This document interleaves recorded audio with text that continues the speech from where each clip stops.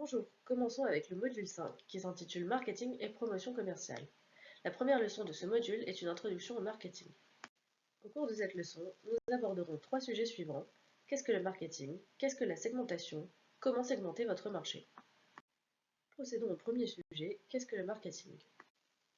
Il est faux de penser que le marketing se limite à la publicité. Dans le module 2, nous avons parlé du canevas de proposition de valeur unique et du business model de notre société. Ces sujets et bien d'autres abordés font en réalité partie du marketing. Tout ce qui s'axe sur le client est lié au marketing. Si vous avez besoin d'une définition précise, certains diront que le marketing consiste à engager les clients et à gérer des relations rentables et durables avec les entreprises. Pour simplifier, le marketing regroupe les fonctions qui relient votre entreprise à votre clientèle. Quels sont les thèmes couverts par le marketing? Le terme marketing regroupe plusieurs sujets ou questions. Le premier groupe de concepts se constitue des besoins, des désirs et des demandes de la clientèle. Lorsqu'on parle de besoins du client, on aborde le manque ou le sentiment de privation du client. Par exemple, un client a besoin de manger. On parle de désir lorsqu'un client précise la façon de satisfaire son besoin. Cela dépendra de plusieurs facteurs comme sa personnalité, son milieu culturel, son environnement, etc. Ainsi, un client peut avoir un besoin de nourriture et vouloir manger quelque chose de spécifique, comme une pizza ou un hamburger par exemple. Enfin, il y a le concept de demande, qui englobe plusieurs éléments. Il y a les besoins et les désirs des clients d'un côté, mais aussi l'argent ou le pouvoir d'achat en jeu. Par exemple, on dira que la demande de pizza a récemment augmenté en ville. Le deuxième groupe couvre les offres de marché, c'est-à-dire comment les clients répondent-ils à leurs besoins et à leurs désirs. Comment, en tant qu'entreprise, devriez-vous entrer dans le marché et essayer de répondre à ces besoins? C'est là qu'intervient le concept de proposition de valeur unique, que nous aborderons plus en détail par la suite.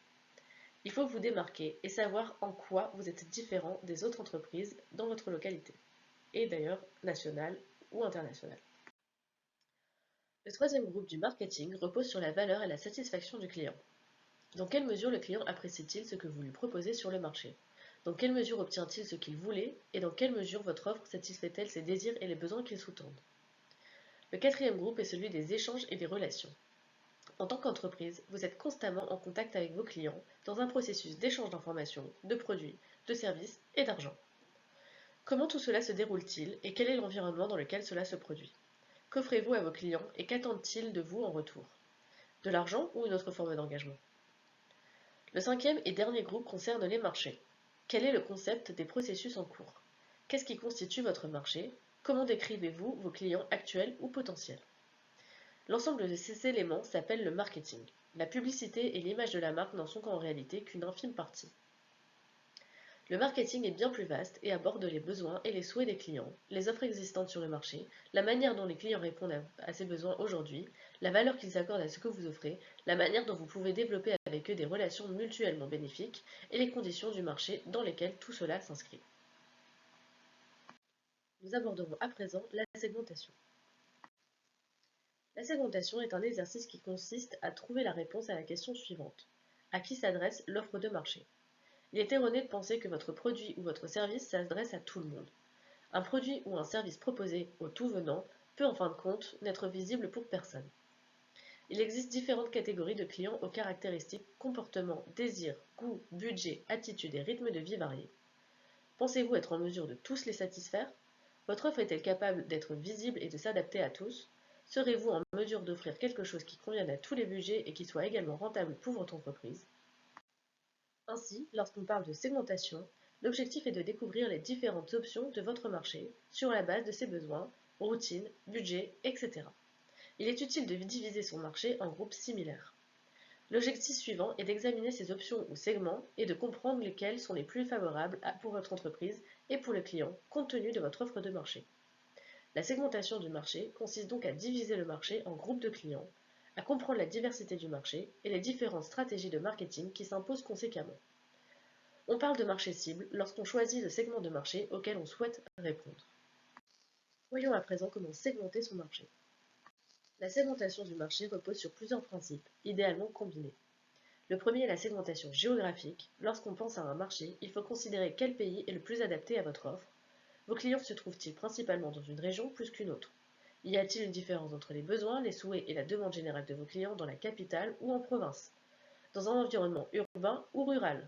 Autant de questions qui relèvent du principe de la segmentation géographique, où se situent vos clients, en quoi votre offre et votre communication doit-elle changer selon le client. Le deuxième principe est la segmentation démographique. Les besoins et les souhaits diffèrent-ils selon la tranche d'âge du client? Y a-t-il une différence entre les hommes et les femmes? Avez-vous des clients avec des niveaux de revenus différents et devriez-vous vous concentrer uniquement sur ceux qui ont des revenus plus élevés ou qui appartiennent à la classe moyenne? Tout cela fait partie de la segmentation démographique. Il faut identifier la probabilité d'atteinte de votre offre. Par exemple, votre clientèle sera-t-elle composée majoritairement d'hommes de 40 à 60 ans, disposant d'un revenu 10 fois supérieur à la moyenne nationale et vivant dans la capitale? Ou est-il plus probable que votre clientèle soit composée de jeunes femmes de 22 à 25 ans, récemment diplômées, en début de carrière et disposant d'un revenu 2 fois supérieur à la moyenne nationale? En décrivant de manière détaillée votre segment de clientèle, tenez toujours compte de la segmentation démographique. Le troisième principe est la segmentation psychographique, qui couvre la personnalité, les caractéristiques culturelles, les modes de vie, etc. de vos clients. Par exemple, être végétarien est un choix ou une condition sans lien avec des caractéristiques géographiques. Une personne peut aussi choisir de mener une vie athlétique. Ces éléments s'inscrivent dans le cadre de la segmentation psychologique. Il est pertinent de prendre en compte ce type de données dans votre processus de segmentation de marché. Le dernier principe de segmentation est la segmentation comportementale. Il s'agit de modèles de comportement spécifiques que les gens manifestent au cours de leur vie, pouvant être liés à des saisons spécifiques de l'année, par exemple lors d'anniversaires, fêtes de Noël, Pâques, etc. Grâce à ces 4 principes, vous pouvez déterminer les segments spécifiques pertinents de votre offre et qui existent sur votre marché. Terminons la leçon par un exercice. L'objectif de cet exercice est de développer les segments du marché dans lesquels vous existez actuellement ou dans lesquels vous envisagez de proposer votre offre à l'avenir. Vous devez trouver le segment qui correspond le mieux à votre offre en gardant à l'esprit que vous avez déjà élaboré votre proposition de valeur unique dans le module 2. Élaborez une description claire et détaillée, comme l'exemple présent sur cette diapositive, du segment du marché ciblé. Identifiez ensuite votre client en fonction des caractéristiques géographiques, démographiques, psychologiques et comportementales. Résumons à présent les points importants de notre leçon. Le marketing consiste à attirer les clients et à générer des relations rentables avec eux. Les besoins et les désirs de tout à chacun sont très variés. Vous ne pouvez pas plaire à tous les clients. Vous devez segmenter votre marché et trouver votre groupe cible adapté à votre entreprise et à votre offre sur la base de facteurs géographiques, démographiques, psychographiques et comportementaux. Nous nous revoyons bientôt dans la prochaine leçon. Merci.